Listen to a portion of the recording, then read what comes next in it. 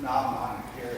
No by, higher by, kitene whare, higher kia, te atua, te koto, te tato, koto. Welcome to this space made sacred by Auckland Unitarians for how many years? 16.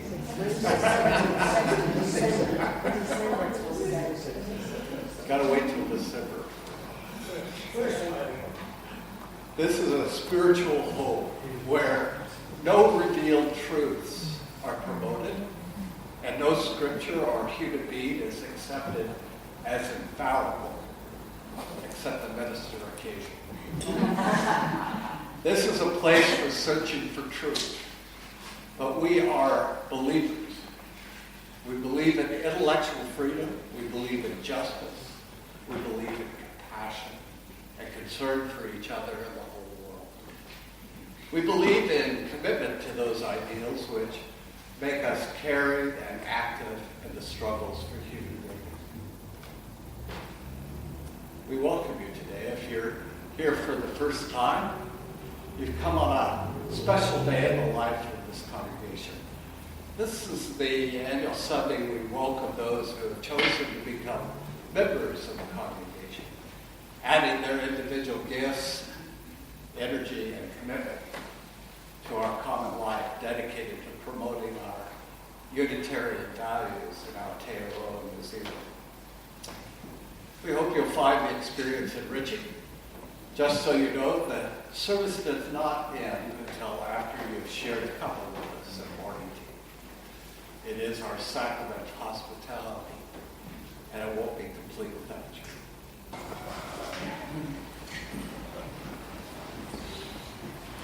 For my opening words, I wish to echo these by Dana Worsthop. Often, people say that they love coming to a place with so many like-minded people. I know just what they're getting at, and I know that they aren't getting it quite right. I don't want to be with a bunch of people who think just like me. I want to be in a beloved community where I don't have to think like everyone else to be loved, to be eligible for salvation. I want to be with people who value compassion, justice, love, and truth, though they have different thoughts and opinions about all sorts of things. I want to be with independent-minded people with good heart. I want to be with people who have many names and no name at all for God. I want to be with people who see in me goodness and dignity, who also see my failings and foibles, and still love me. I want to be with people who feel their interconnection with all existence and let it guide their footfalls upon the earth. I want to be with people who see life as a paradox and don't always rush to resolve it. I want to be with people who are willing to walk the tightrope that is life and who will hold my hand as I walk by. I want to be with people who let church call them into a different way of being in the world. I want to be with people who support, encourage, and even challenge each other to higher and more ethical living. I want to be with people who inspire one another to follow the call of the Spirit. I want to be with people who covenant to be honest, engaged, and kind, who strive to keep their promises and hold me to the promises I make. I want to be with people who give of themselves, who share their hearts and minds and gifts. I want to be with people who know that human community is often warm and generous, sometimes challenging, and almost always a grand adventure. In short, I want to be with people just like you.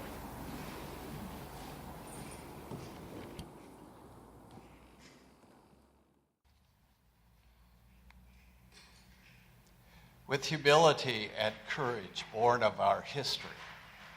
We are called as Unitarians to build the beloved community where all souls are welcome as blessings and the human family lives whole and reconciled. With this vision in our hearts and minds, we light our chalice.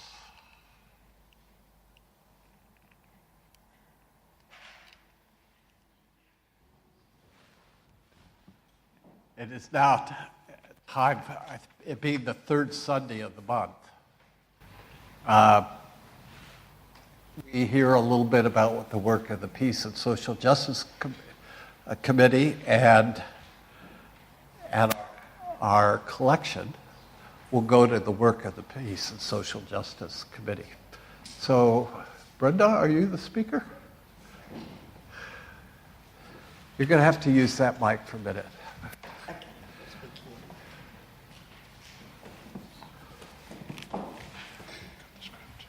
The battery's dying. Good morning. What a lovely morning it is too. I'm Gary, this is Brenda, and we're representing the Peace and Social Justice Group here today.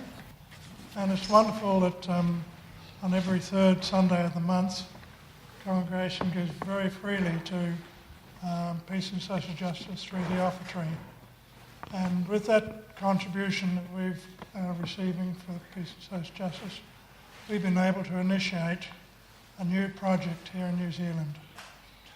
Brenda will explain that in detail, but to date we've been doing overseas projects which has involved not only money but quite a lot of logistics and time, particularly Paul Henrique's going to Tonga and Samoa. So this is the first major New Zealand project as far as I can recall. It's an opportunity to help break that cycle of and faster deliver children books, because literacy is a real problem in New Zealand for many of us. And Brenda will speak of that in detail. Okay.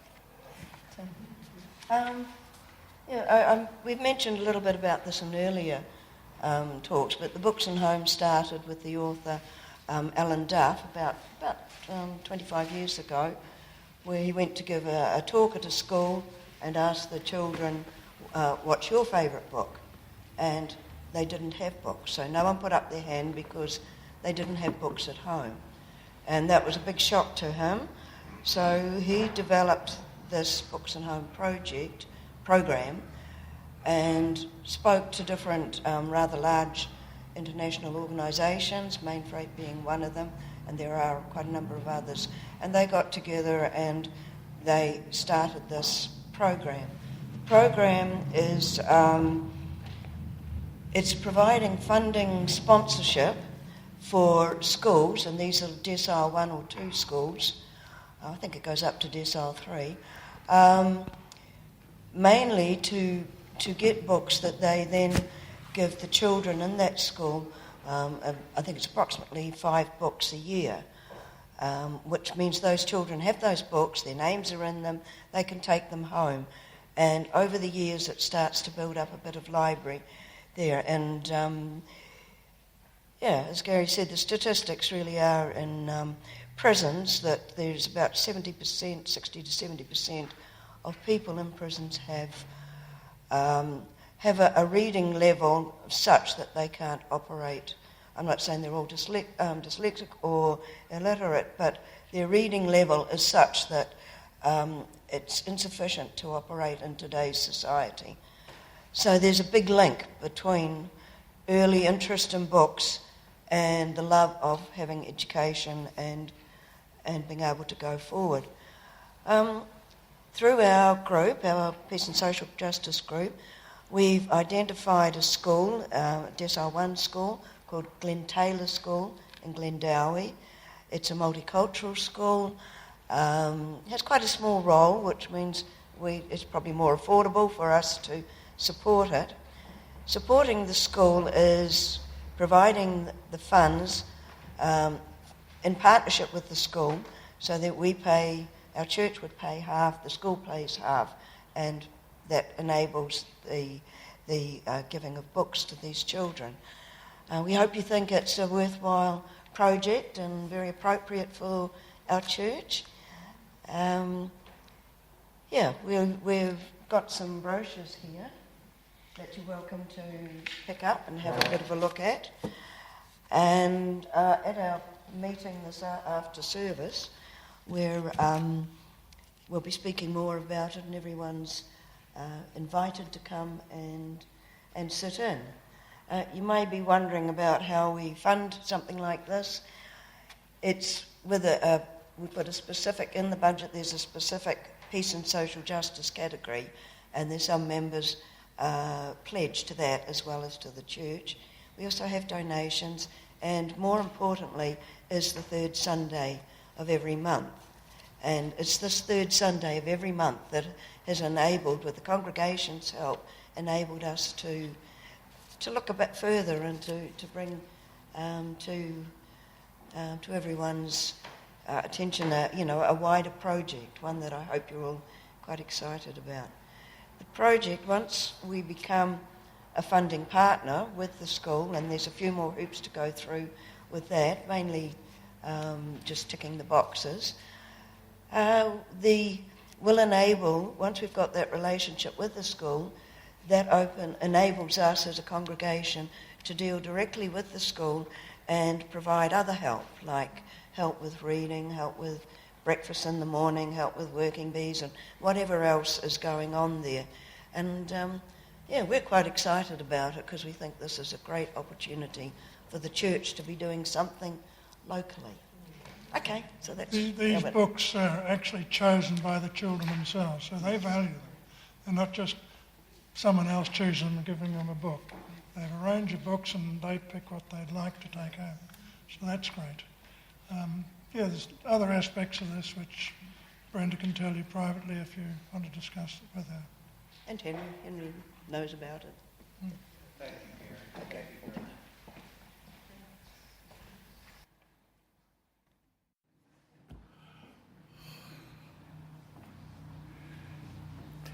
In preparing for this Sunday, I made a mistake. I went and looked back at what I said the last time we welcomed new members. It was a mistake because I pride myself in never using a sermon a second time.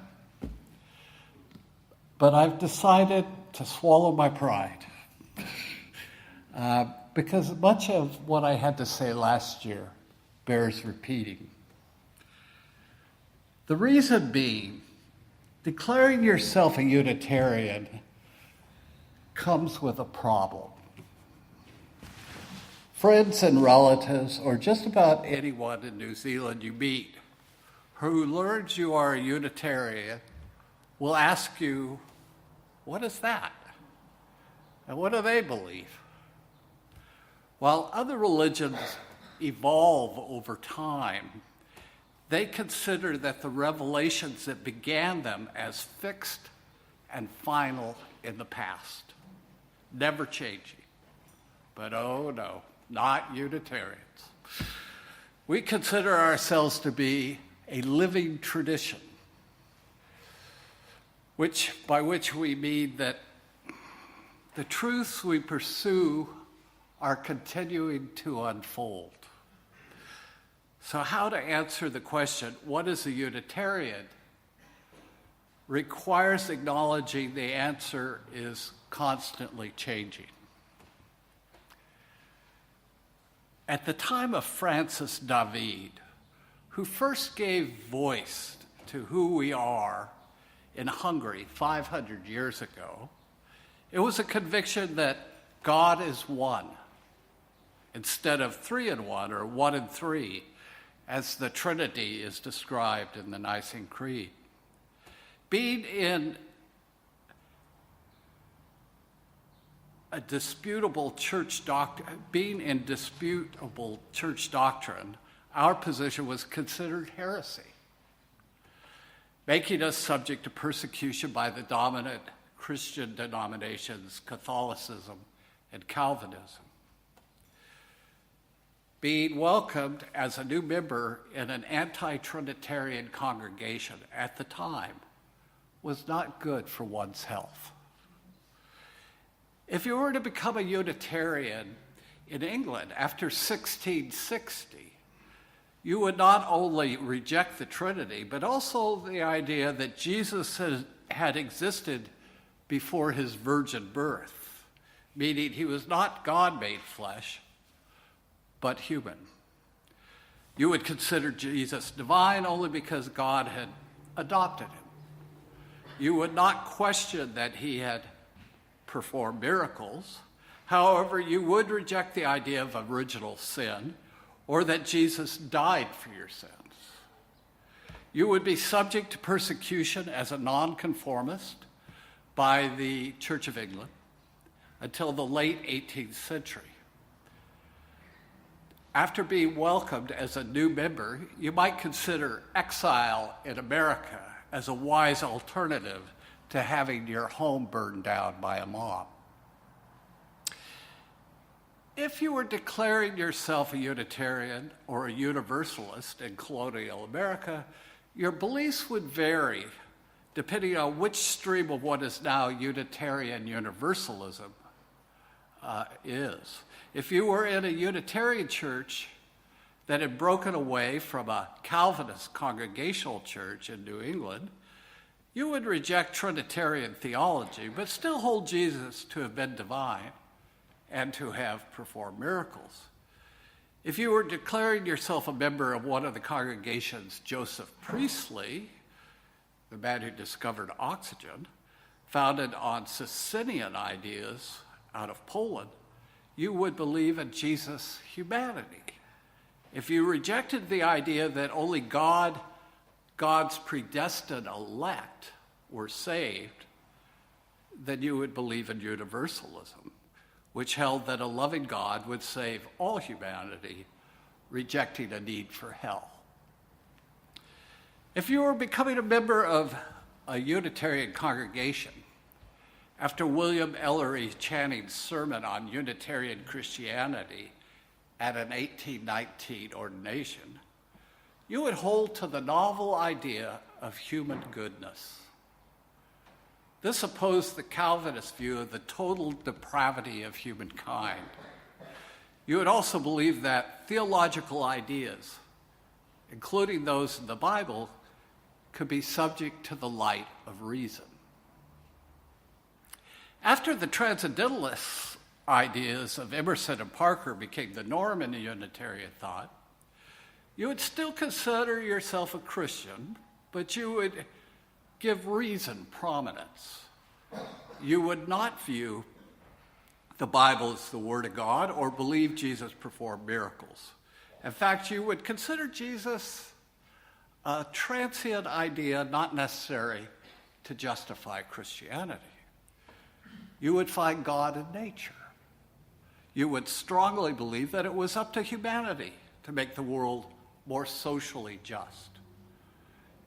You would probably be an abolitionist opposing slavery, support women's suffrage, public education, and ending poverty. If this was a welcome new member Sunday in 1901, when William Jelly was the new minister sent by the British Unitarians to this congregation, you would be open to his theology of Christian socialism. He was a strong supporter of education, trade unions, and caring for the poor.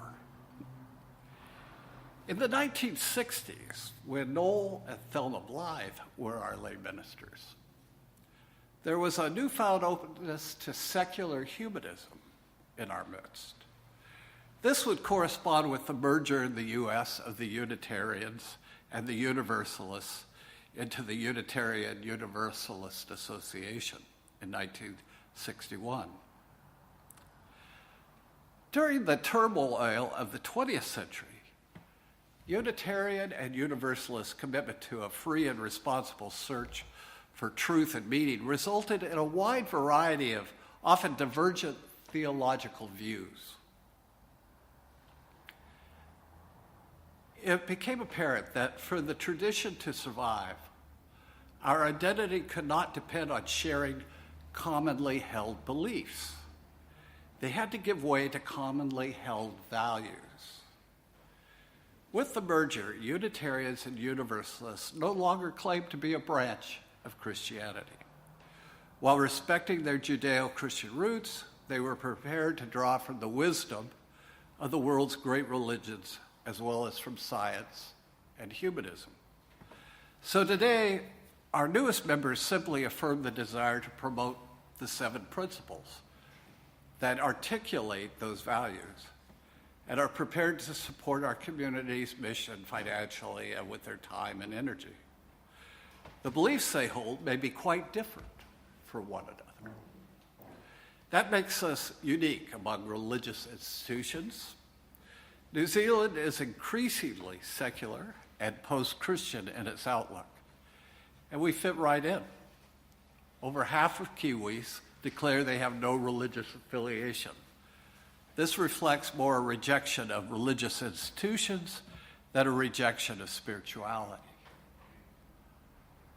We offer people a community that accepts them wherever they are on their spiritual journey, without demanding that they conform to commonly held beliefs to belong.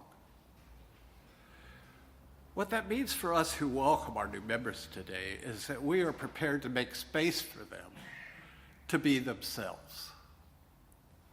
It's not unlike bringing home a newborn. No matter how much the parents and any siblings have tried to prepare for the new addition, everything changes, usually unpredictably. That new child brings their individual personality, gifts, and foibles into the mix to create something new. As our new members sign the book today, who knows how they will shape who we will become. It is clear from our history that Unitarianism has never stood still. Our new members will make sure we remain a living tradition. As we pass the flame to them, they are faced with many challenges in this age of Trump. While we've seen much progress on key issues close to a liberal's heart in my lifetime, we have seen many of those gains threatened.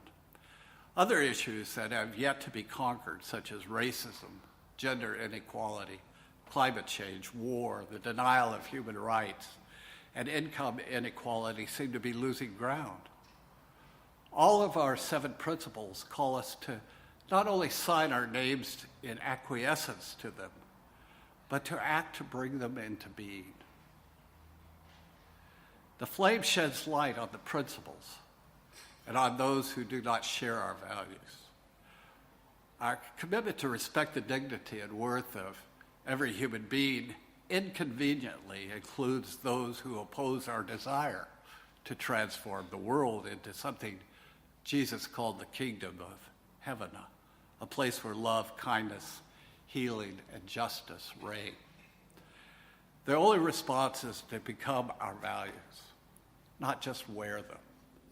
We can't just go through the motions or do the right thing.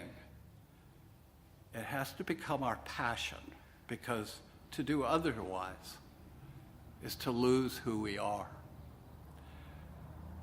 This kind of transformation doesn't happen through our individual efforts. It only happens in a beloved community. When that happens, the flame will be passed. That is what our new members are signing up for today. And we thank them for that. My closing words. Today, well, these words are primarily for our new members, but the rest of you can listen in. Today, you join in membership. This is a moment of excitement and possibility.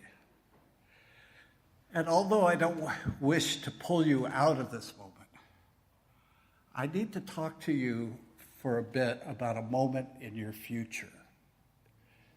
There will probably come a time where we are not a community of excitement and possibility that feels like your true home.